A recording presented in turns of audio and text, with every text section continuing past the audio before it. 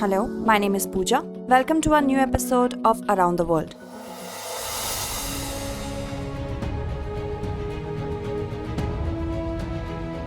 There has always been a basic rule of war that both the sides involved in the war leave no stone unturned to win the war.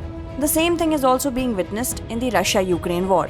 The war, which has been going on since February, does not seem to end soon. In this war, the world is also divided into two camps. Both the camps are engaged in clamping down each other in some way or the other, be it European countries with USA or Russia itself.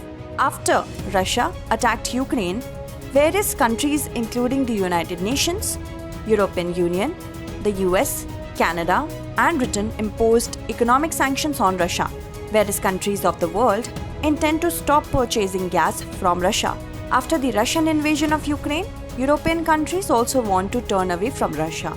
However, a pertinent question arises that whether the European countries are in a position to stop purchasing gas from Russia. We will try to find the answer to this question in today's story. Let us first of all know that why we are discussing this particular issue today. Recently, Russia's top energy company Gazprom has announced that it is putting a halt on its most important gas pipeline, Nord Stream 1. According to Gazprom, it will not be able to supply natural gas to Germany through this pipeline.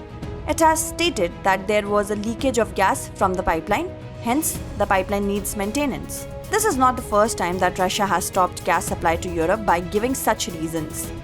Earlier also, gas supply was stopped citing pipeline maintenance and technical reasons. Against this backdrop, several pertinent questions arise. How will this Russian move affect Europe? Is Europe capable of coping up with this gas crisis? Or is it looking for some other options to face this crisis? Let us first of all understand the expansion of Nord Stream pipeline in Europe. Russian company Gazprom owns the Nord Stream pipeline. Nord Stream has two branches, Nord Stream 1 and Nord Stream 2.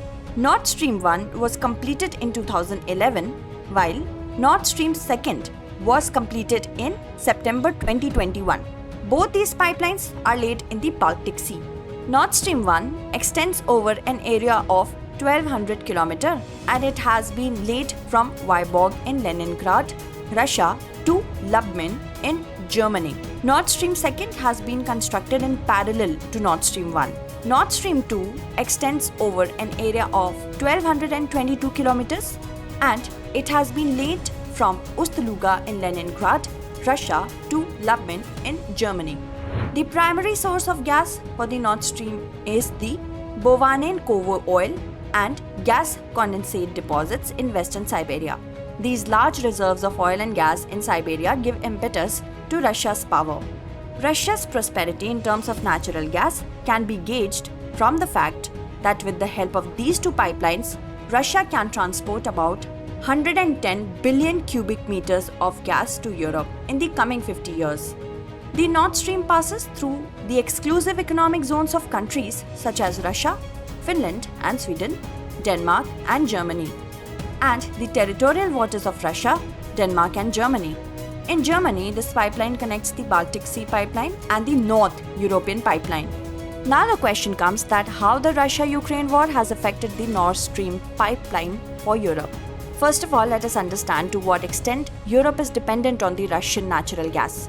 Significantly, natural gas is the second largest source of energy in Europe and it is a major basin of the European economy. Natural gas meets about 1/5 of the EU's energy demand. Moreover, about 20% of the electrical energy in this continent is produced from the natural gas. Till now, Europe's need of natural gas is catered by Russia. It is a well-known fact that Russia is the largest supplier of natural gas to Europe. Russia has been meeting about 40% of Europe's natural gas needs. Germany, Europe's largest economy, is dependent on Russia for about 65% of its natural gas needs. In addition, Russia meets 50%, 43% and 16% of the gas requirements of Poland, Italy and France respectively. Furthermore, small countries like the Czech Republic, Hungary and Slovakia are completely dependent on Russia for their natural gas requirements. This dependence of European countries on Russia for natural gas can lead to an energy crisis in Europe. Such a crisis was witnessed in 2006 when Russia cut off the gas supply to Ukraine due to a dispute. At that time, most of the Russia's gas supply to European countries passed through Ukraine. After Russia cut off the gas supply, a severe energy crisis arose in Europe. At present, Russia has another intention behind stopping gas supplies to the European countries, that is, starting the Nord Stream 2 project. Significantly, at present, only Nord Stream 1 supplies the natural gas to Europe. Nord Stream 2 is yet to be launched due to a lack of approval from some European regulators. Russia wants to start Nord Stream 2 soon so that it can make more profit from its energy business. However, several European countries as well as the US are opposing Nord Stream 2. Some environmental groups in Berlin are of the view that Nord Stream 2 will affect the fragile ecosystem of the Baltic Sea. This pipeline is nothing less than an alarm bell for the low-carbon economy. The US and the United Kingdom believe that Russia is trying to start Nord Stream 2 for undermining European energy security. These countries believe that the Nord Stream 2 pipeline will make Europe more dependent on Russia's energy. According to Ukraine, Nord Stream 2 is a geopolitical weapon of Russia, using which it wants to dominate Germany and European Union. However, Russia wants to start this pipeline despite the opposition. From time to time, Russia keeps on hampering natural gas supply from Nord Stream 1 so that the European countries cannot hinder the operation of Nord Stream 2 due to energy crises. Now another significant question arises that how much Europe is capable of dealing with the energy crises. Is Europe looking for any other option for dealing with the energy crises? Notably, various countries of the world are trying to adopt clean energy for the past several years. European countries are also trying to switch from coal to natural gas for electricity generation.